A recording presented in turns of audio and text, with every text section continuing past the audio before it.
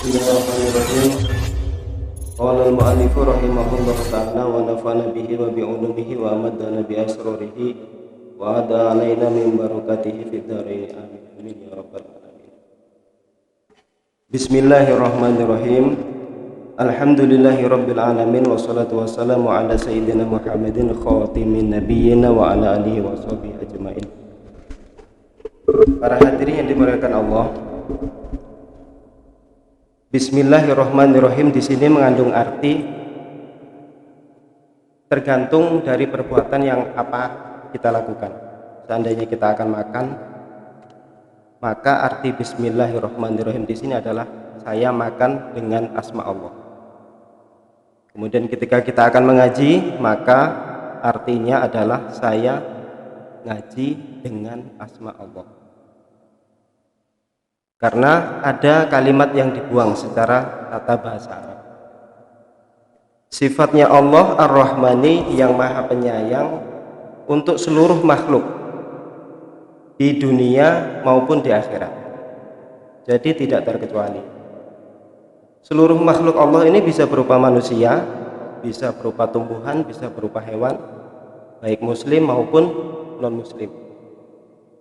Itu semua mendapatkan kasih sayang Allah tanpa pandang bulu, dan khusus untuk di dunia.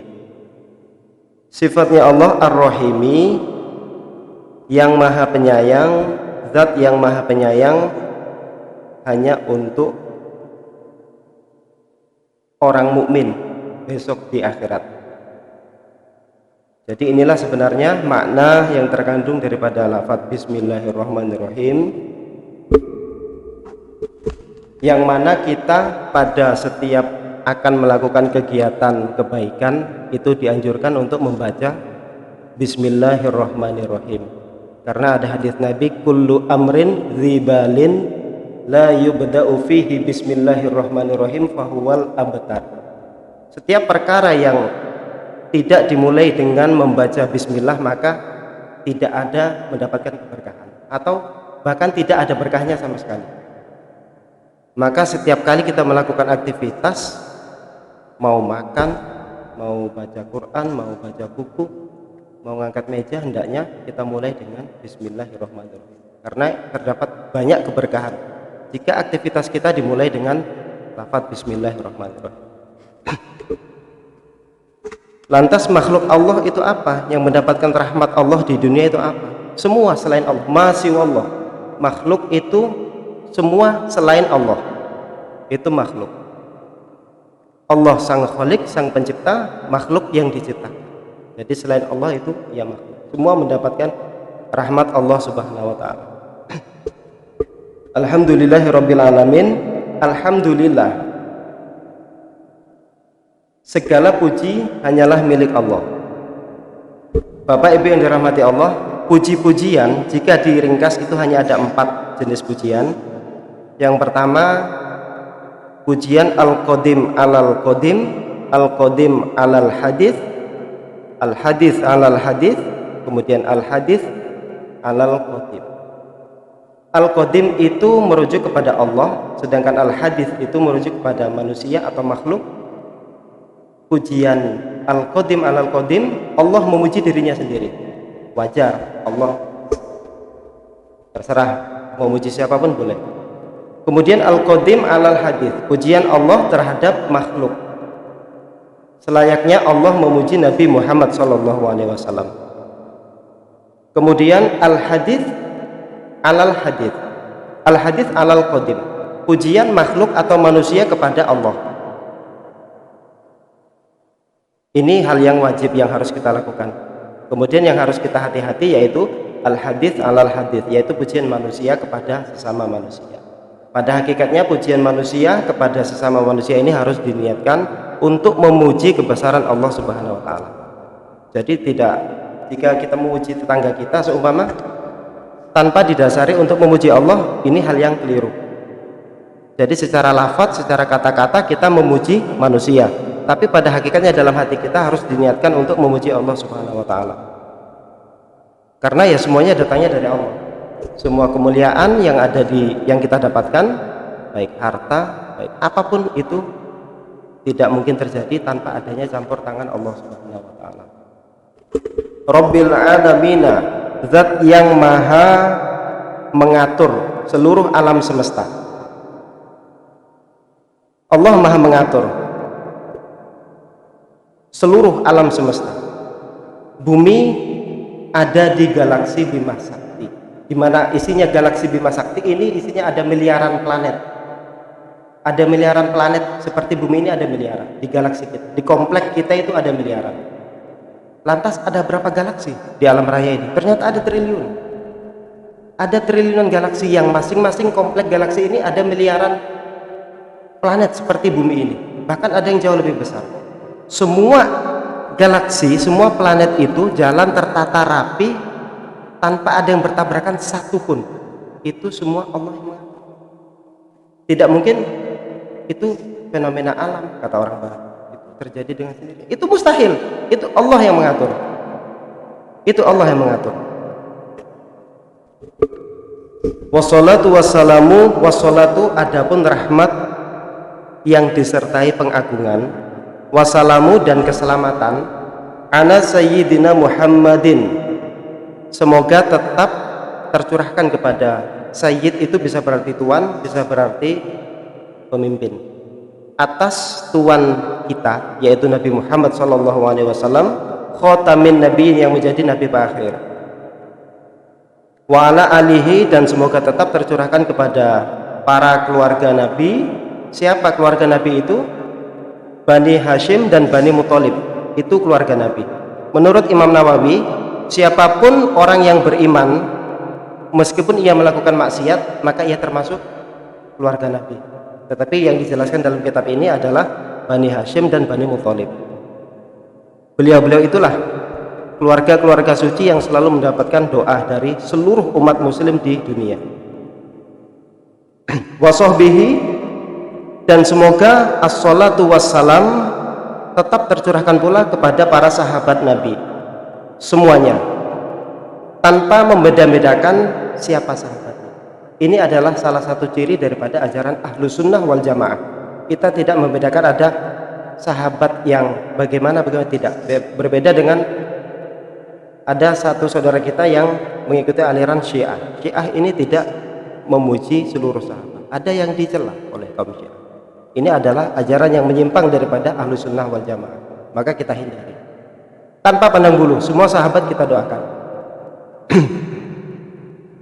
Inilah pembukaan awal daripada kitab As-Siyam, kemudian diteruskan oleh penulis kitab. Ini yang berkata adalah penulis kitab, wa ba'du fa hadhihi risalatun mujizah, dan adapun setelahnya maka ini adalah risalah. Risalah itu kitab kecil, mujizah yang sangat ringkas. Menurut beliau, menurut pengarang sangat ringkas, tapi menurut saya sangat luas dan sangat jelimet menurut kami. Karena apa? Karena pengarang ya otomatis orang Arab, jadi tidak perlu belajar bahasa Arab, tidak perlu belajar nahwu sorof, tidak perlu belajar balaghah, mantik, ilmu Quran, yang tidak perlu belajar, soalnya sudah otomatis bisa dari kecil. Sedangkan kita berbeda, kita perlu belajar bahasa Arab, kita perlu belajar ilmu-ilmu yang lain yang berhubungan dengan Al-Quran, pembacaan kitab dan sebagainya dan sebagainya. Maka bagi kita ini adalah bukan kitab yang kecil dan ringkas, tetapi semua akan dimudahkan oleh Allah jika kita ada niat belajar. Ja'at ala ujalatin min amriha, yang mana kitab ini dikarang dengan cepat. Sekali lagi, menurut beliau cepat. Tabahatsu am ba'di fadailis siyam, yang mana kitab ini membahas sebagian daripada fadilah-fadilah berpuasa, wa adabihi, dan adab-adab dalam berpuasa, wa matalibihi, dan anjuran-anjuran berpuasa, wa fawaidihi, dan faedah-faedah berpuasa, wa thamaratihi, dan buah daripada berpuasa atau hasilnya berpuasa itu apa. Yata'adamu bihal jahil, di mana orang yang tidak mengerti itu bisa belajar dari kitab ini. Wa yatadzakkaru bihal ghafil, dan orang yang lupa, maksudnya orang yang lupa itu orang yang sudah pernah tahu tentang hukum-hukum puasa, fadilah-fadilah puasa, tetapi lupa, itu bisa belajar kembali menggunakan kitab ini. Wa yatabassaru bihal akil. Bahkan orang yang sudah pintar sekalipun sangat bermanfaat untuk mempelajari kitab ini karena bisa mempertajam analisanya. Hikmahnya apa? Hikmahnya tidak ada orang pintar. Orang pintar pun tetap dianjurkan belajar. Wa fawqa kulli dzi ilmin alimun. Di atas orang yang pintar masih ada yang lebih pintar lagi. Jadi tidak ada orang pintar itu. Kemudian di atas ilmu itu ada akhlak. Sopan santun itu yang paling luhur, itu yang paling tinggi. Jadi adik-adik perlu diperhatikan, yang paling tinggi bukan ilmu, tapi akhlakul karimah, akhlak yang mulia, sopan santun. Itu yang luhur menurut Rasulullah SAW. Kemudian pengarang kitab ini juga berkata, awuddu an abasito fihal abahath baston syafi. Sebetulnya saya senang, saya pengarang kitab ya, sebetulnya saya senang untuk menjelaskan pembahasan-pembahasan dalam kitab ini dengan penjelasan yang gamblang. Wa ubayyinu fiha ahkamas siyam bayanan kafian. Saya juga senang untuk menjelaskan hukum-hukum puasa dengan penjelasan yang gamblang, panjang lebar. Ghairu anna waqti lam yattasi' lidzalik. Namun sayangnya waktu pengarang itu tidak cukup untuk melakukan hal-hal di atas. Dikarenakan apa? Pada zaman dulu kebanyakan pengarang kitab itu adalah merupakan juga qadhi. Qadhi itu ya hakim di Jazirah Arab, itu orang yang hafal Quran, orang yang alim itu kebanyakan dijadikan hakim sebagai pemutus hukum, atau pimpinan-pimpinan negara, pimpinan desa, itu orang alim semua. Makanya beliau berkata beliau tidak cukup punya waktu untuk mengarang kitab yang panjang lebar, dikarenakan mungkin tugas-tugas negara dan sebagainya dan sebagainya. Fajama'tu ba'du ma hunalik, maka saya mengumpulkan semua ringkasan itu dalam kitab kecil ini. Wala'allahu ta'ala yuwaffiquni fit tab'ati tsaniyah, dan semoga Allah Subhanahu wa taala memberikan kekuatan kepadaku untuk pada cetakan yang kedua, ila istiqsa'i jami'i dzalik, untuk mengarang kitab yang panjang lebar seperti yang sudah dijelaskan di atas. Inna rabbi lasami'ud du'a, sesungguhnya Tuhanku zat yang maha mendengar doa, wa mujibur roja, dan zat yang maha mengabulkan pengharapan-pengharapan kaum mukminin. Kita masuk pada pembahasan masyru'iyatus shaum, disyariatkannya puasa. Hadzal maudhu' yahtawi ala fusul. Tema disyariatkannya puasa ini itu terdiri dari beberapa fasal.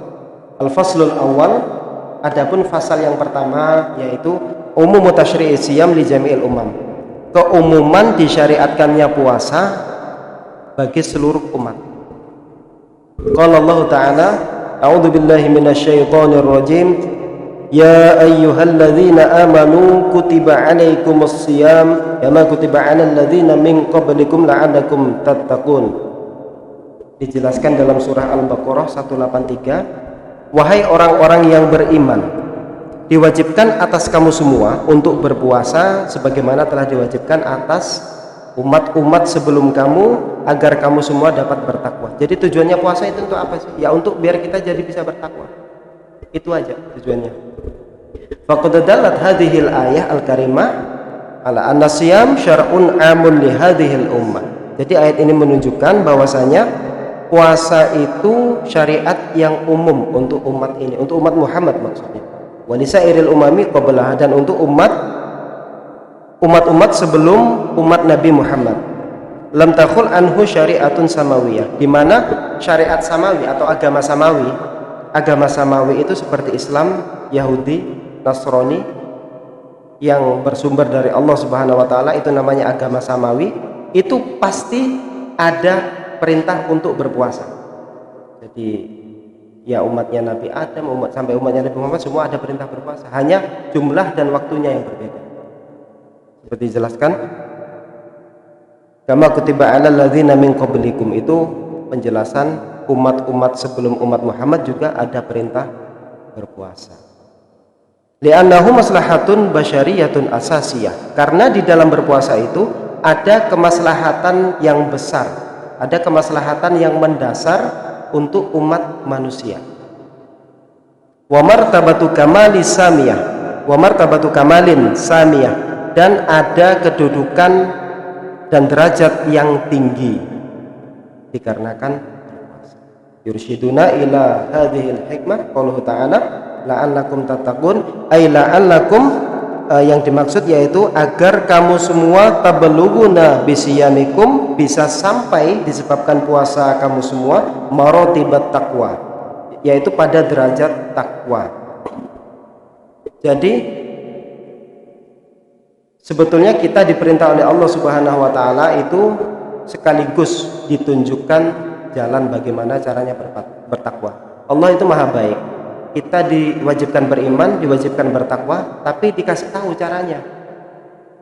Kamu bertakwa, caranya gini loh, A, B, C, D, E, F. Dikasih tahu sekalian. Allah maha baik. Sedangkan takwa sendiri itu apa sih? Sebagian ulama mengatakan takwa itu didefinisikan sebagai intitharu awamirihi wajtinabun nawahi, mengerjakan seluruh perintah-perintah Allah dan menjauhi apapun yang dilarang oleh Allah Subhanahu wa taala. Jadi ya simpel sebenarnya, mengerjakan perintah-perintah Allah, ya sholat, ya syahadat, ya puasa, zakat, haji, itu dikerjakan semua. Kemudian larangan-larangan Allah juga ditinggalkan, agar sampai kepada derajat takwa. Imam Al-Ghazali dalam kitab Ihya Ulumuddin menjelaskan al-imanu uryanun, iman itu telanjang, iman itu tidak berbusana. Walibasu takwa, dan pakaian iman adalah takwa.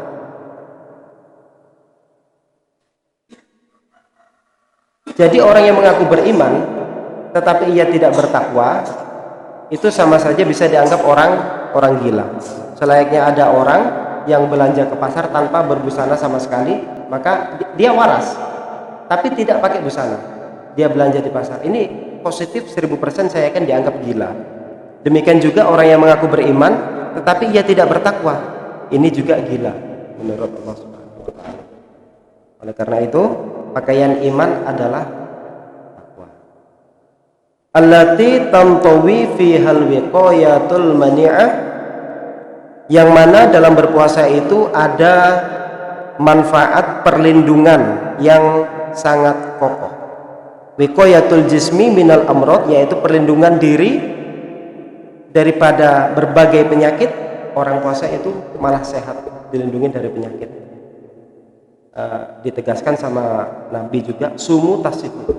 Jadi berpuasalah kalian semua, maka kamu semua akan sehat. Jadi wiqayatul jismi minal amrad, tubuh jasad kita ini terjaga daripada berbagai penyakit. Dengan berpuasa kita mengerem makanan, minuman yang selama ini tidak penting, sehingga nafsu kita bisa tertekan habis, dan itu menyehatkan, sangat menyehatkan. Wa wiqayatul jawarihi minasyahawat, kemudian anggota tubuh kita ini dijaga daripada syahwat. Mata kita dijaga dari penglihatan yang tidak penting, telinga kita dijaga dari pendengaran atau niat untuk mendengarkan hal-hal yang tidak penting, kaki kita dijaga dari perbuatan melangkah ke tempat-tempat yang tidak penting. Ini salah satu hebatnya puasa ya. Wa wiqayatul uquli minal afkar, kemudian akal kita ini juga terjaga daripada pikiran-pikiran minasyubuhat, dari pikiran-pikiran yang tidak penting seperti melamun, memikirkan tetangga, memikirkan hal-hal yang tidak penting. Itu pikiran kita bisa terjaga dari hal-hal itu. Melamun itu tidak penting, jadi harus tetap diisi oleh zikir. Wa wiqayatul qulubi, ini yang penting, wa wiqayatul qulubi minal wasawisi wal aghyar, dan hati kita terjaga daripada bisikan-bisikan setan, wal aghyar. Aghyar itu hal selain Allah, benda selain Allah. Hati kita dapat terjaga dari bisikan-bisikan setan dan hal-hal selain Allah. Manfaatnya apa? Manfaatnya hati kita ini harus selalu diisi dengan zikir selama berpuasa. Harus selalu diisi dengan zikir kepada Allah Subhanahu wa taala. Tidak ada hal lain. Kemudian was-was juga insya Allah akan segera terkurangi. Was-was itu perbuatan setan. Jadi dengan berpuasa kita bisa menjaga diri kita dari was-was dan awyar. Kama sayattadihu ba'du dzalika insyaallah taala. Wa mimma yadullu ala fariidati siyam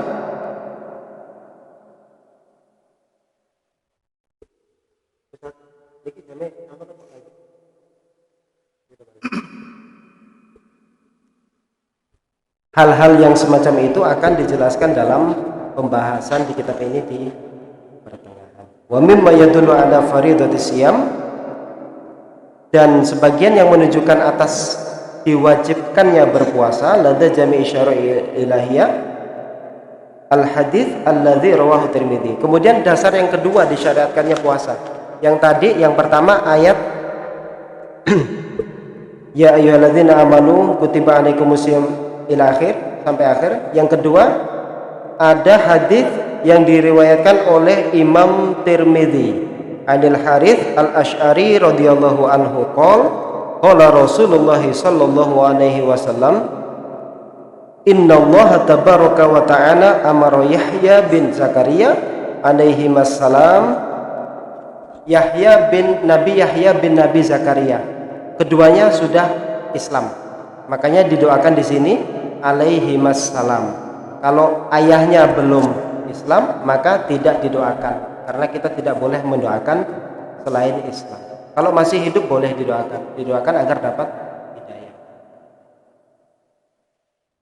Alaihi wassalam bi khamsi kalimatin. Jadi Nabi Yahya ini diperintah oleh Allah atas 5 kalimat. Ayya'mala biha wa ya'muru bani Israil ayya'malu biha.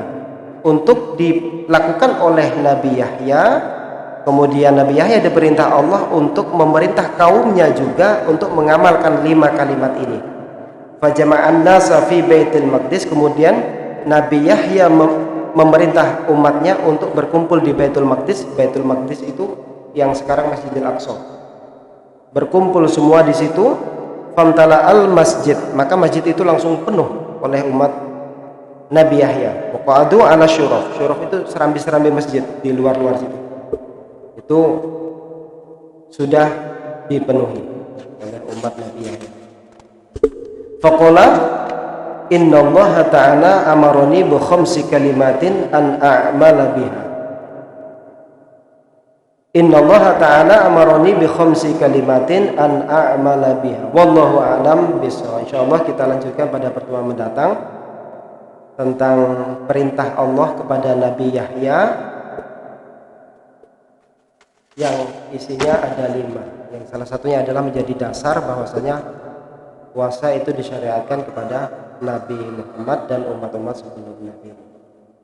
Wallahu a'lam bishawab. Wallahul muwaffiq ila aqwamit thoriq. Wassalamualaikum warahmatullahi wabarakatuh. Waalaikumsalam.